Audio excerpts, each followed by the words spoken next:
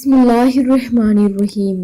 زینب T V کی طرف سے میں آپ لوگوں کے ساتھ فرمان مصطفیٰ صلی اللہ علیہ وآلہ وسلم شیئر کرنے جا رہی ہوں۔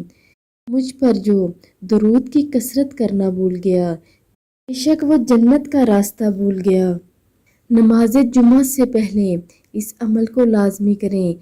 امیر المومنین حضرت علی رضی اللہ تعالیٰ عنہ فرماتے ہیں کہ جو شخص شب قدر میں سورۃ قدر 7 بار پڑھتا ہے، اللہ عز و جل اسے ہر بلا سے محفوظ کر دیتا ہے اور 70,000 فرشتے اس کے لیے جنت کی دعا کرتے ہیں۔